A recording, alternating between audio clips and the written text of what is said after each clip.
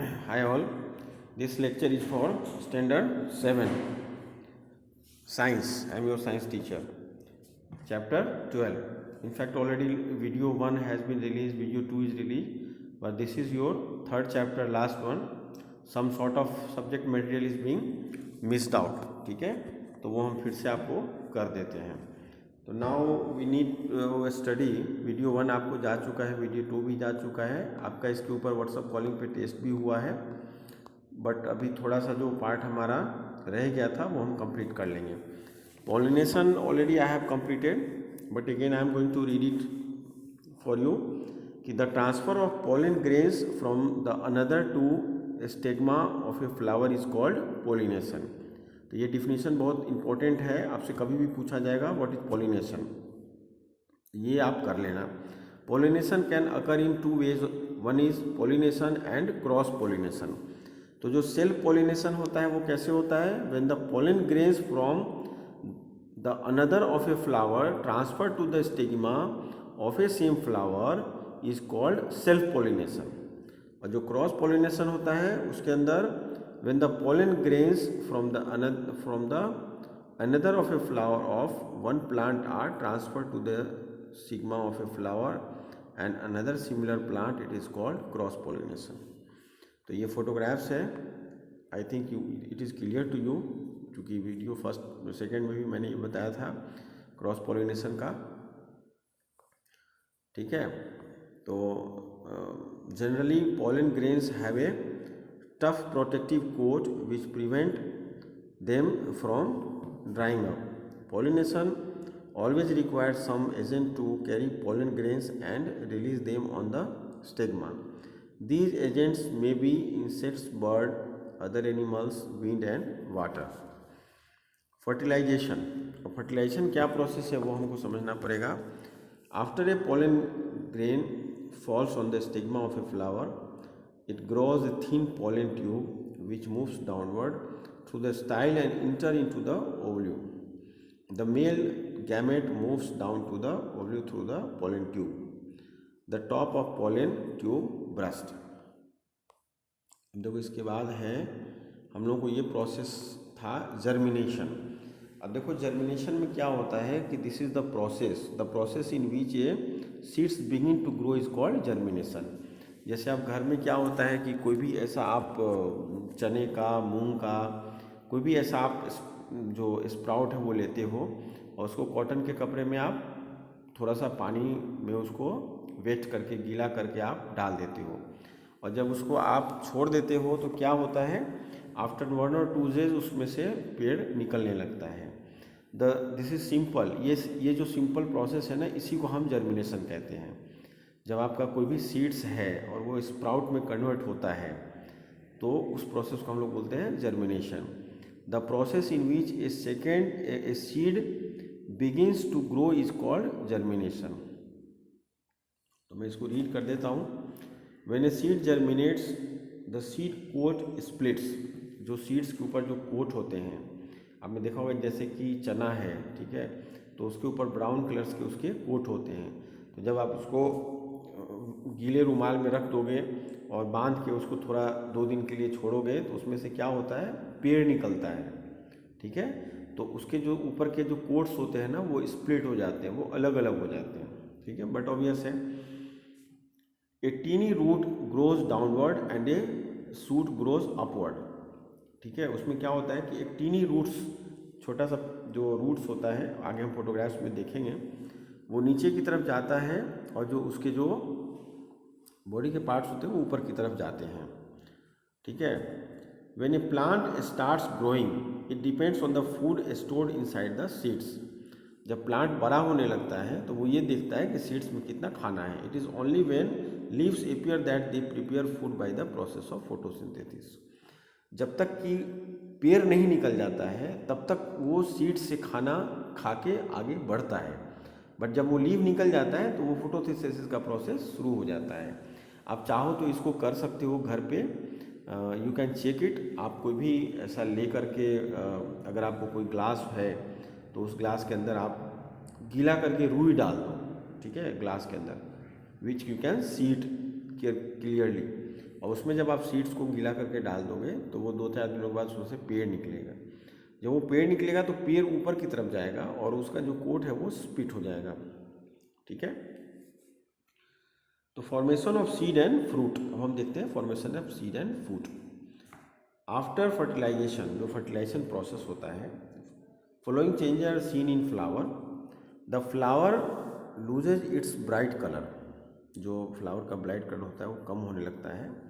The peels and stamen fall off. All the ovules present in the ovary of a flower get fertilized by pollen grains and grow to become seed. The ovary of a flower develop and become a fruit with seeds inside it. Seed. Fertilized ovary develops into a seed. A seed consists of the following parts. Seed coat. अभी seed coat किसको बोलते हैं? The hard outer covering that protect the seed. जो seed होता है उसके जो बाहर के जो पार्ट होते हैं ना, उसको प्रोटेक्ट करने वाला जो है उसको बोलते हैं हम लोग, उसको क्या बोलते हैं हम लोग? सीड कोट बोलते हैं। उसके बाद आता है cotyledon. It stores food materials like proteins and carbohydrate to be utilized by the baby plant for its growth. Some seeds have only one cotyledon and are called monocot. Monocot seeds, as for example maize, wheat, rice. Some seeds have 2 cotyledons and are called dicot. ठीक है, seeds as for example gram, pea, etc.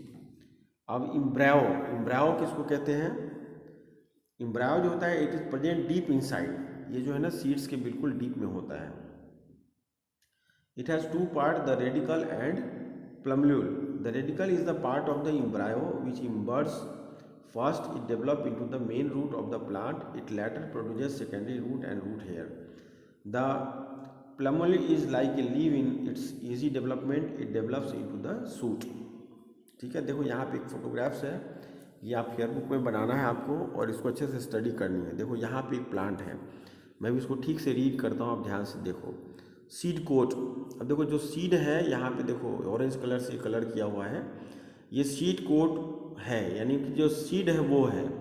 अब जब वो पानी में गीला होने के बाद आप उसको बाहर निकालते हो, 2 दिन के लिए रखते हो, तो ऊपर की तरफ क्या होता है, इसका जो है कोटिलेडन है यहाँ पे और सीड सूट जो है उसका डेवलप होता है और नीचे की तरफ रूट डेवलप होता है। ठीक है, अब यहाँ पे देखो सीड के जो पार्ट है वो देखो रेडियाई इसके नीचे होता है। सीड्स जो है आपका वो 2 पार्ट में अनओपन हो जाता है और ये ओपन वाला है। ठीक है, तो कोटिलेडन जो है, कोटिलेडन यहाँ पे कोटिलेडन डेवलप होता है और यहाँ पे प्लम्यूल होती है और हाइपोकोटाइल होता है। ये सीड कोट है और कोटिलेडन है। ये स्ट्रक्चर ऑफ ग्राम सीड्स है। ठीक है ना, ये चने का है। अब देखो द फ्रूट, अब फ्रूट में कैसे होता है? Fruit is a ribbed ovary.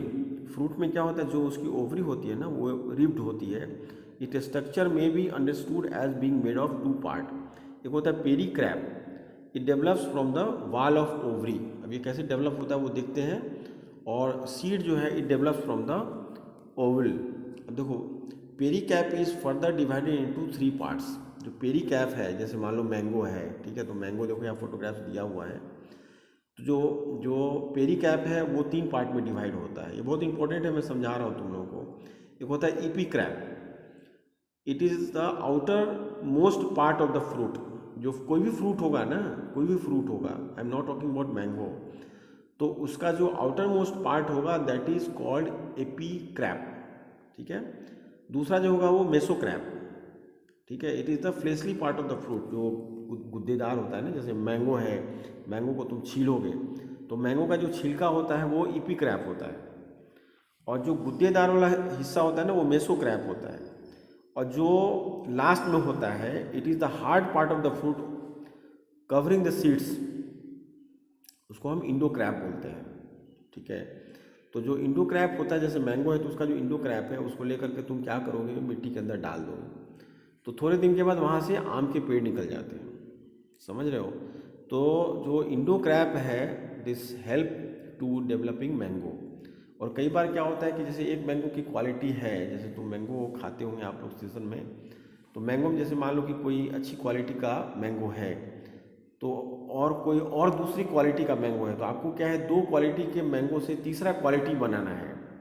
तो इन दैट केस जो सीड्स है उससे नहीं होगा, जो पेड़ निकलते हैं उसके जो रूट्स हैं, जैसे मैंने शुगर केन में आपको बताया था, वैसे ही there is a cross section and you can joint both the tree.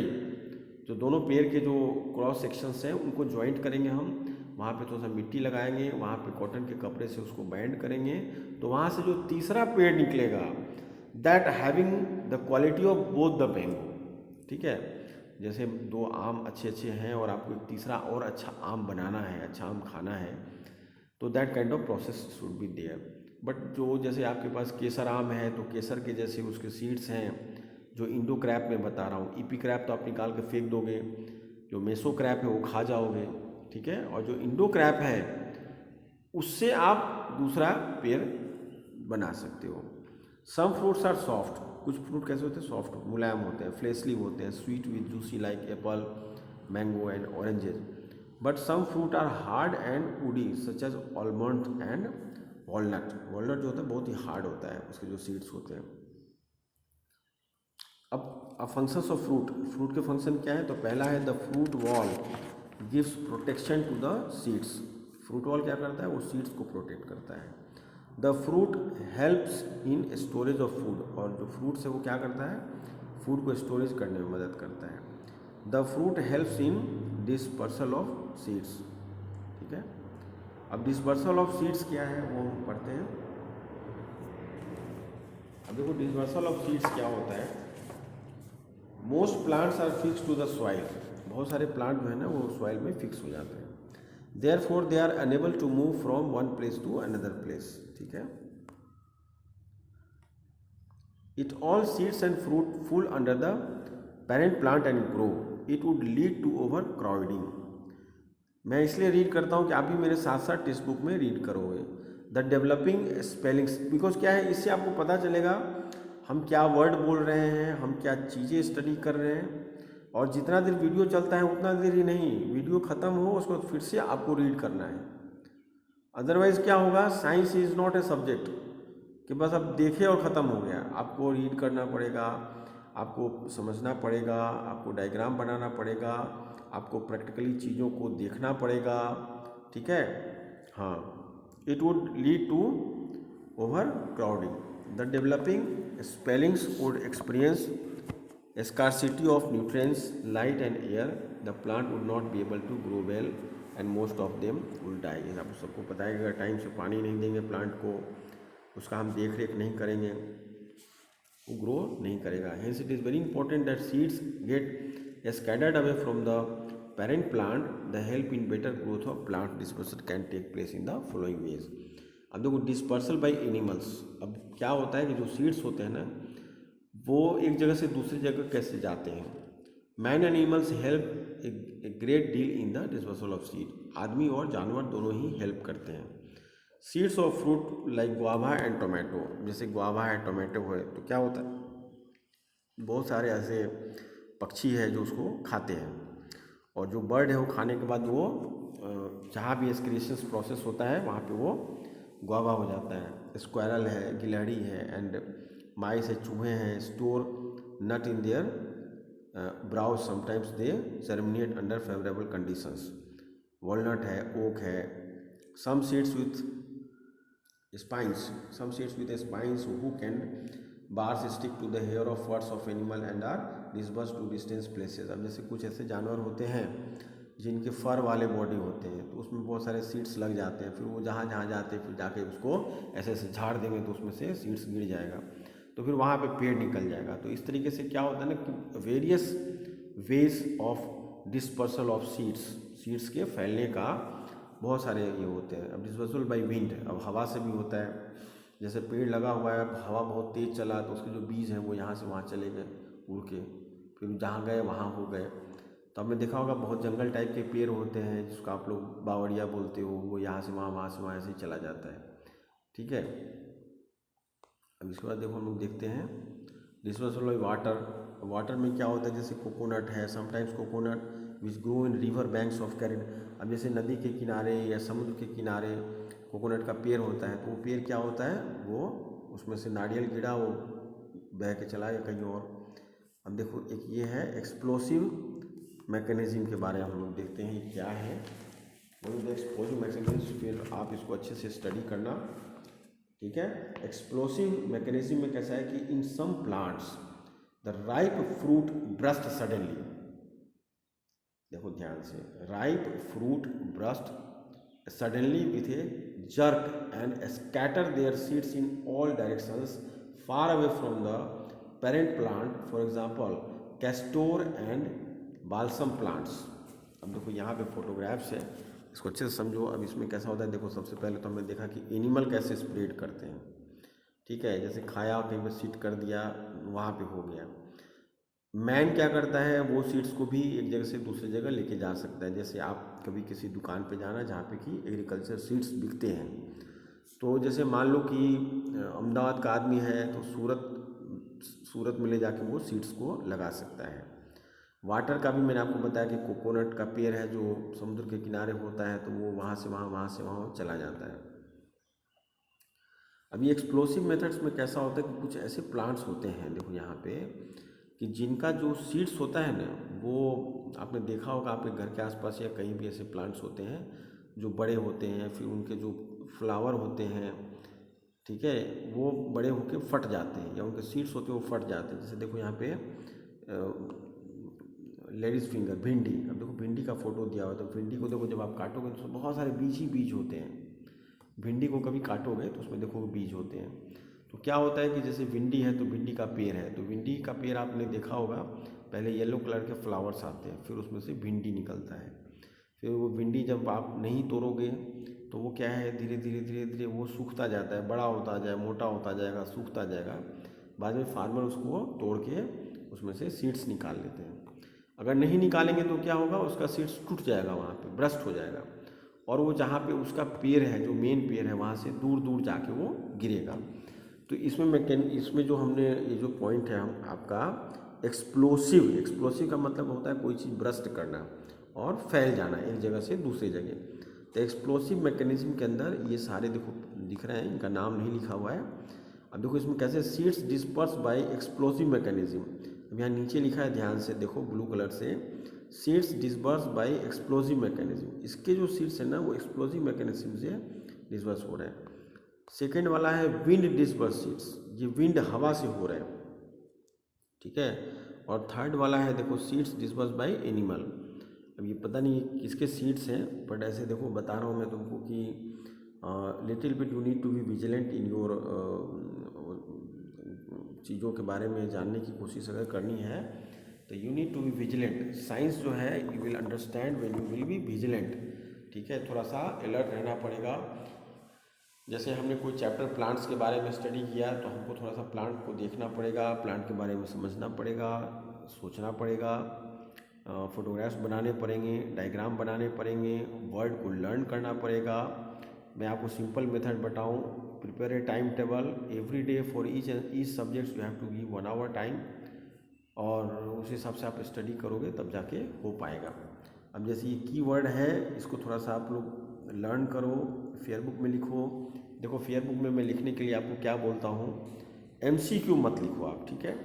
लेकिन अगर चैप्टर के अंदर फिल इन द ब्लैंक है, ट्रू एंड फॉल्स है, मैच द फॉलोइंग है, शॉर्ट क्वेश्चन आंसर है, मैं फिर से रिपीट करता हूँ, true and false, match the following, fill in the blank और शॉर्ट क्वेश्चन आंसर, जिससे चैप्टर वाइज जब आपका टेस्ट होता है तो आपको वो आसानी से लर्न हो जाए। और उसके अंदर अगर कुछ कन्फ्यूजन लगता है आपको तो आप मेरे को कॉल कर सकते हो। अब जैसे ये कीवर्ड है, अगर आप कीवर्ड को लर्न करोगे तो कीवर्ड से 2 फायदे होंगे। एक तो इजीली आप चीज़ों को समझ जाओगे कि ये डिफाइन कैसे होता है, इसको क्या बोलते हैं, बिकॉज आपके बुक्स में जो कीवर्ड है ये बहुत ही इंपॉर्टेंट है। देखो जैसे देखो यहाँ पे पहला पॉइंट है आपका सेक्सुअल रिप्रोडक्शन। अब रिप्रोडक्शन मैंने आपको बताया है कि अगर एक पेयर है तो दूसरा, तीसरा, चौथा ये पेयर कैसे होगा, this will happen because of the sexual reproduction, ठीक है। तो reproduction that involve fusion of male and female gametes, जो मेल और फीमेल का गैमेट्स होता है उसकी वजह से जो फ्यूज़न होता है उससे आपका रिप्रोडक्शन होता है।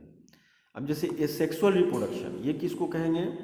तो reproduction when a new individual is born to from a single parents, जितने भी यूनिसेलुलर होते हैं वो सब ए सेक्सुअल रिप्रोडक्शन होते हैं।